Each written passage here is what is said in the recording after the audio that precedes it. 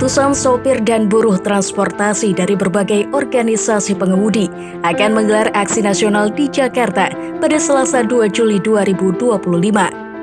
Mereka tergabung dalam Rumah Berdaya Pengemudi Indonesia atau RBPI, bagian dari Konfederasi Serikat Buruh Muslimin Indonesia (Sarbumusi), bersama Aliansi Perjuangan Pengemudi Nusantara atau APPN, Konfederasi Sopir Logistik Indonesia (KSLI), Asosiasi Sopir Logistik Indonesia (ASLI), dan Aliansi Pengemudi Angkutan Barang Indonesia (APABI).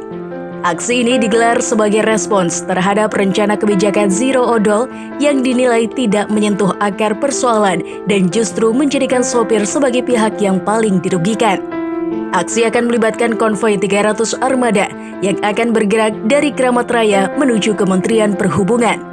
Ketua Umum Sarbumusi dalam keterangannya menegaskan bahwa Zero Odol bukanlah isu baru. Namun pemerintah tidak pernah benar-benar menyelesaikan persoalan struktural dalam industri transportasi. Sarbumusi menyatakan siap memfasilitasi penyusunan naskah akademik serta memberikan pendampingan hukum melalui LBH jika terjadi kriminalisasi terhadap supir. Ini menunjukkan ketika kebijakan ini benar-benar mau diterapkan, prasyaratnya adalah kaum pengemudi, kawan-kawan ini yang diwakili oleh asosiasi ini harus diajak bicara bersama-sama. Kami dari konfederasi siap memfasilitasi mereka untuk memberikan rancangan naskah akademik. Yang kedua, harus dipastikan bahwa kawan-kawan pengemudi ini tidak menjadi kelompok yang paling dirugikan dan dipersalahkan, atau bahkan ini kami pantau dari beberapa pernyataan elit pemerintahan, bahkan dikriminalkan. Sehingga dengan demikian ekonomi kita bisa lebih berkeadilan dan memenangkan semua pihak. Pemerintah harus benar-benar bisa menemukan solusi ketika Zero Odol kemudian diterapkan, apa yang akan menjadi formulasi kebijakan dari pemerintah sehingga kemudian harga komoditas tidak melonjak. Yang terakhir terkait dengan insentif, betul tadi kami sebenarnya di awal press conference ini sudah menjelaskan bahwa DPP Konfederasi Sarbumusi sangat concern terhadap isu jaminan sosial dan kita sudah mengusulkan untuk penggratisan iuran yang diambilkan dari APBN bagi 20% penduduk kelas pekerja yang diambil dari pendapatan paling rendah. Dan tentunya nanti perlu bantalan-bantalan dan perlindungan sosial yang lain termasuk insentif. Mungkin pemerintah bisa melakukan formulasi terhadap cost structure yang tinggi, normalisasi insentif untuk normalisasi armada terkait dengan tiketing tol, tiketing penyeberangan, BBM, atau mungkin harga khusus untuk BBM dan seterusnya. Kami hanya ingin pemerintah ketika membuat undang-undang Zero Odol atau peraturan pemerintah atau dalam bentuk yang lainnya itu benar-benar melihat segala sesuatunya dari aspek yang lebih utuh, termasuk mendengarkan keluhan dan penderitaan kawan-kawan kami pengemudi selama ini. Ketua Umum Satu Keluarga Besar Driver Indonesia sekaligus koordinator aksi Farid Hidayat menyampaikan bahwa aksi ini bukanlah bentuk penolakan terhadap Zero Odol, melainkan tuntutan agar kebijakan tersebut lebih detail dan tidak menjadikan sopir sebagai korban.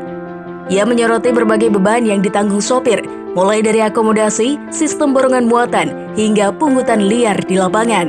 Sedikit saya jelaskan terkait dengan apa penyebab dari kami melakukan overdimensi dan overloading.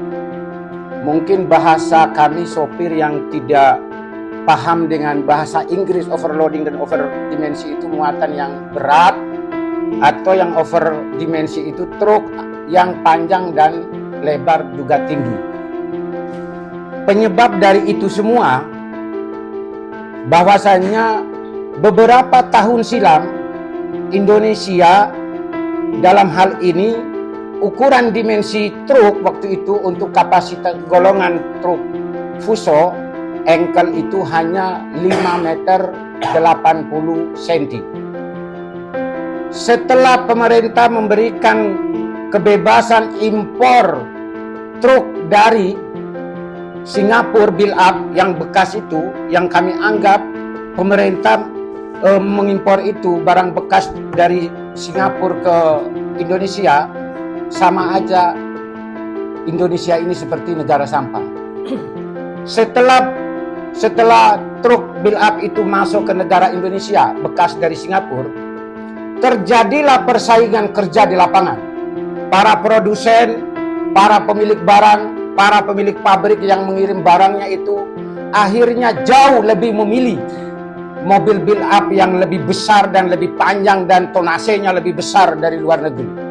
Sehingga kami pengusaha kecil yang punya mobil truk 2 atau 3 akhirnya berpikir, berinisiatif memodifikasi bentuk truk yang sudah kami miliki sebelumnya dengan standar 5 meter 80 cm. Itulah akar permasalahannya. Penanggung jawab aksi Ika Rosdianti, Ketua Umum RBPI, menilai bahwa kebijakan Zero Odol yang tengah disusun oleh Menko Infrastruktur dan Pembangunan Kewilayahan atau Menko IPK, Agus Harimurti Yudhoyono, mengabaikan dimensi keadilan sosial. Narasi bahwa odol adalah pemicu kecelakaan dan kerusakan jalan, menurutnya terlalu menyederhanakan dan gagal menyentuh akar persoalan seperti relasi kerja eksploitatif dan budaya koruptif. Nah, kebetulan besok penanggung jawab aksinya saya. Terus kalau ditanya kenapa sih harus aksi? Ya, aksi itu kan terjadi ketika terjadi kebuntuan ya. Jadi odol ini sebetulnya bukan pembahasan baru nih. Ini sudah 3 tahun, 4 tahun ke belakang. Saya nggak tahu kenapa terus isu ini dimunculkan kembali. Dan sebetulnya kalau ditanya sekali lagi, kan banyak yang WhatsApp juga, kok harus aksi di pusat sih? Ya tadi Mas Iram sudah menyampaikan bahwa kami bukannya tidak pernah mencoba membuka ruang dialog gitu ya, baik di tingkat wilayah atau apa, tetapi sampai hari ini semuanya buntu karena lagi-lagi regulasi atau aturan itu sifatnya temporer tuh. Jadi hanya untuk menenangkan saja.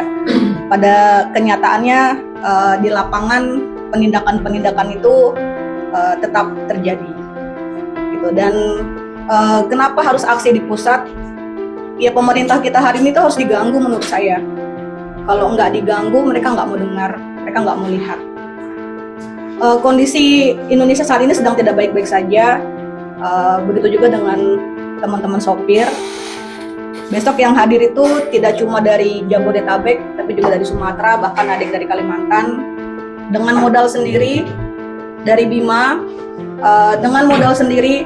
Jadi kalau ada tudingan-tudingan aksi besok ditunggangi ini dan itu, saya sebagai penanggung jawab aksi, saya pastikan tidak ada. Tidak ada muatan politik, tidak ada isu-isu yang digoreng. Kami nggak punya masalah secara personal terhadap Menko, terhadap Menhub. Kebetulan aja yang hari ini menjadi Menko dan Menhubnya ya Pak Budi dan Mas Ahaye. Kegelisahan teman-teman ini tidak sampai ke pusat. Jadi saya meminta maaf juga kepada masyarakat yang mungkin besok beraktivitas terus menjadi merasa terganggu.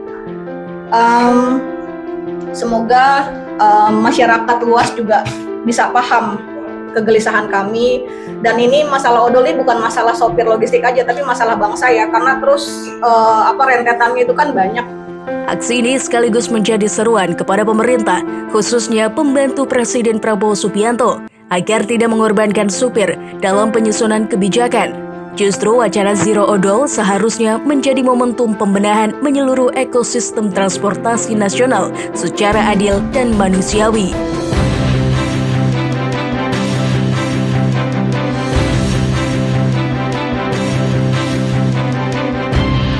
TV melaporkan.